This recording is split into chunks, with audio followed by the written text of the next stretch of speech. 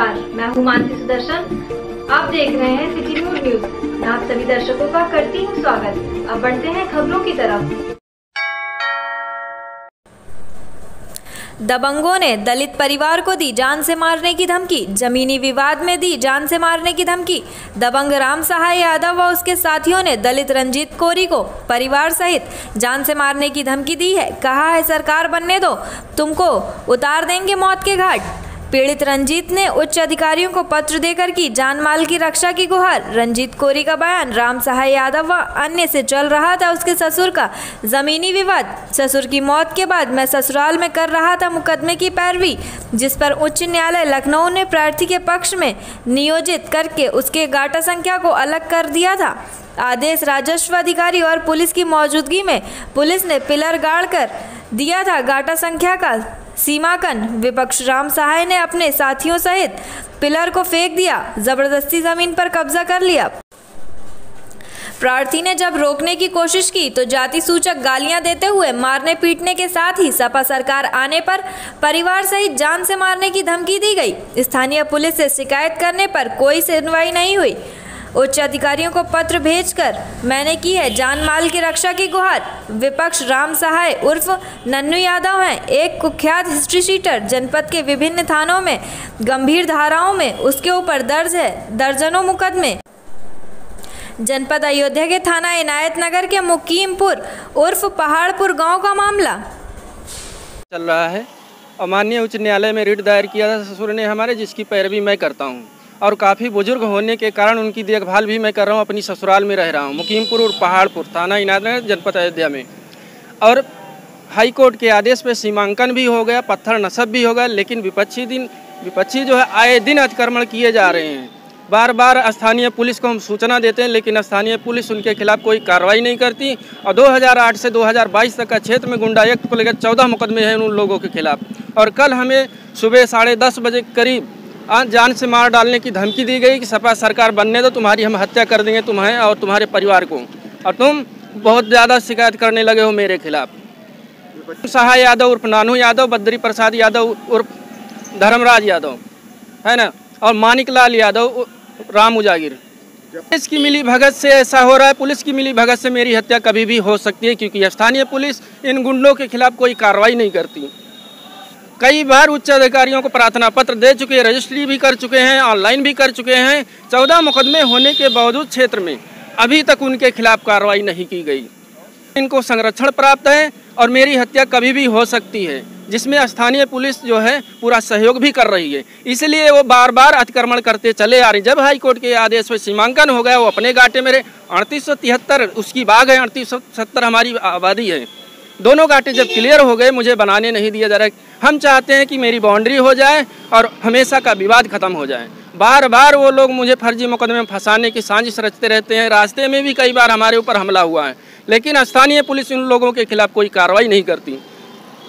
रंजीत कोरी, मुकीमपुर और पहाड़पुर, जनपद अयोध्या, थाना है।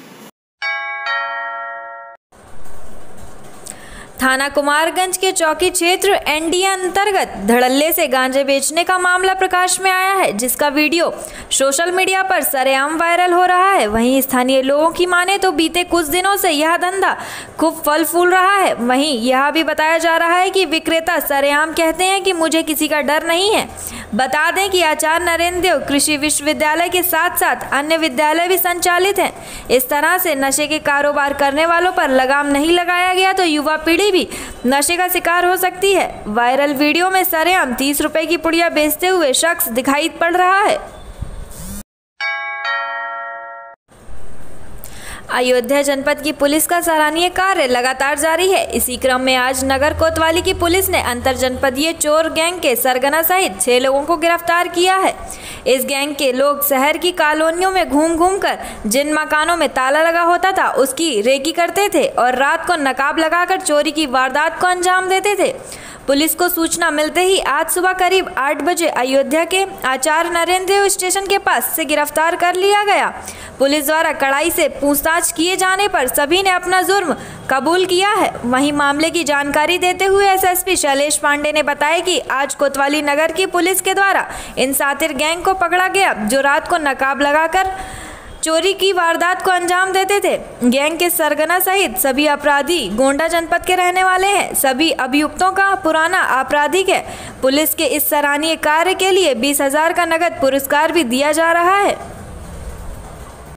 एएसपी अयोध्या के नेतृत्व में सराहनीय कार्य करते हुए 6 अंतर जनपदीय चोरों के गिरोह को पकड़ा है।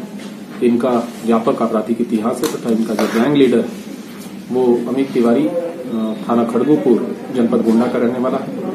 इसमें अमित को लेके 5 जो अपराधी हैं गोंडा के रहने वाले हैं और एक अपराधी जिसका नाम आकाश यादव है वो थाना कोतवाली अयोध्या क्षेत्र का रहने वाला है, जो इन अपराधियों को अपने यहाँ बुलाता था और वहां से ये योजना बना के विभिन्न आपराधिक घटनाओं को अंजाम देते थे। इनकी गिरफ्तारी से कुल 3 घरों में जो चोरी की घटनाएं हैं उनका अनावरण हुआ है।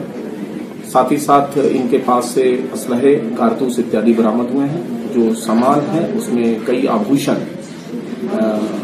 भी बरामद किए गए। साथ ही साथ bank passbook, pan card, ATM card इनकी भी बरामदगी हुई है। इस तरह इस गैंग की गिरफ्तारी से निश्चित तौर पे इस तरह के आपराधिक घटनाओं पे लगाम लगेगी। इनके विरुद्ध आगे भी कड़ी कार्रवाई करते हुए इनका गैंग पंजीकरण तथा इनके विरुद्ध गैंगस्टर एक्ट के तहत भी कार्रवाई सुनिश्चित कराई जाएगी। इनका व्यापक आपराधिक इतिहास जनपद गोंडा का रहा है और आप लोगों को प्रेस नोट के माध्यम से ये अवगत भी कराया गया है। इनको गिरफ्तार करके आज जेल भेजा जा रहा है। आगे की विधिक कार्रवाई इसमें प्रचलित है। टीम को भी 20,000 रुपए का नगद इनाम इसमें दिया जा रहा है। जनपद के पुलिस लाइन स्थित एसएसपी कार्यालय पर आज जिला विधिक सेवा प्राधिकरण के बोर्ड का इनॉर्गेशन किया गया। इस दौरान अयोध्या एसएसपी शैलेश पांडे, मजिस्ट्रेट श्रीमती ऋचा वर्मा, विधिक सेवा प्राधिकरण की सदस्य व अधिवक्ता श्वेता राज सिंह द्वारा जागरूकता बोर्ड का इनॉर्गेशन किया गया। जिला विधिक सेवा प्राधिकरण के द्वारा लगाए गए बोर्ड का प्रमुख उद्देश्य जनता को उचित न्याय दिलाने का है, क्योंकि लोगों को विधिक जानकारी न होने के कारण मुश्किलों का सामना करना पड़ता है। इन सभी समस्याओं को दूर करने के लिए अधिवक्ताओं का पैनल और हेल्पलाइन भी जारी की गई है। एसएसपी कार्यालय के अलावा इस तरह के बोर्ड लगभग सभी थानों और चौकियों में लगाए जा रहे हैं। बोर्ड का इनॉर्गेशन करने के पश्चात एसएसपी शैलेश पांडे ने बताया कि आम जनमानस को जागरूक करने के उद्देश्य से आज इस बोर्ड का इनॉर्गेशन किया गया। ये जिला विधिक सेवा प्राधिकरण का बहुत ही सराहनीय कार्य है। मैं ऋचा शर्मा और उनकी टीम का आभार व्यक्त करता हूँ। जिला विधिक सेवा प्राधिकरण की सदस्य ऋचा शर्मा ने बताया कि महिलाओं की सुरक्षा व उनके अधिकार की सही जानकारी उनको मिल सके, जिसके लिए यह बोर्ड लगाया जा रहा है, जिसमें कुशल अधिवक्ताओं द्वारा उचित सलाह दी जाएगी। तो महिलाओं को मैं ये कहना चाहूंगी कि हर दिवस महिला दिवस है। ऐसा नहीं है कि एक विशेष दिन समर्पित किया जाए उनको, क्योंकि कहीं ना कहीं हम देखें अगर तो दिवस के प्रारंभ से रात्रि तक यदि कोई महत्वपूर्ण कार्य रहते हैं घर के, तो वो एक स्त्री के द्वारा ही संपन्न किए जाते हैं।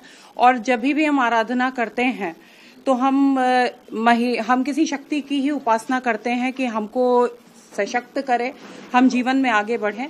तो इसी प्रकार से प्रत्येक नारी के अंदर जो भी शक्ति है उसको नमन करते हुए समाज से ये निवेदन करूंगी कि उनकी जितनी भी बहन बेटियां हैं उनको अपने बराबरी का अधिकार दें।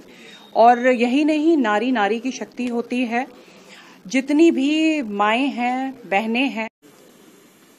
देखिए, महिला सशक्तिकरण को एक दिवस के रूप में मनाया जाना, मैं सबसे पहले इस विचारधारा को बहुत सपोर्ट नहीं करती। हर दिवस महिला सशक्तिकरण को समर्पित है।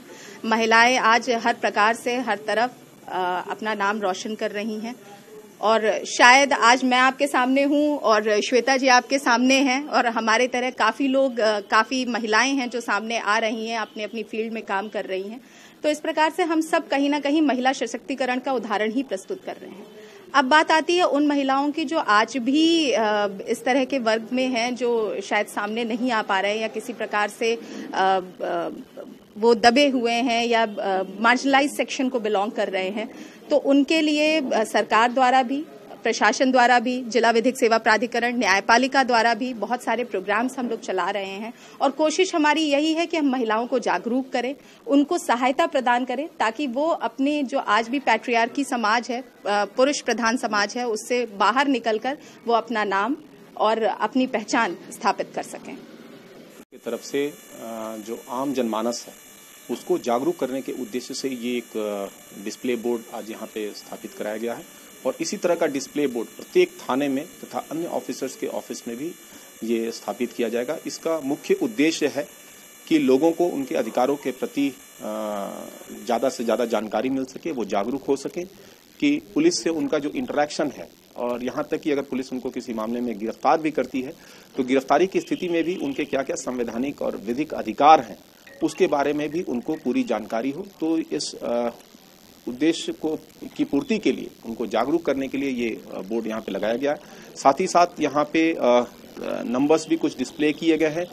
जो पराविधिक सलाहकार हैं, अगर उनको किसी तरह की विधिक जानकारी की आवश्यकता है तो इन नंबर्स पे कांटेक्ट करके उनसे अपने अधिकारों के बारे में जानकारी भी प्राप्त कर सकते हैं। निश्चित तौर पे जो जिला विधिक सेवा प्राधिकार जिसका कार्य यहाँ पे मजिस्ट्रेट साहिबा श्रीमती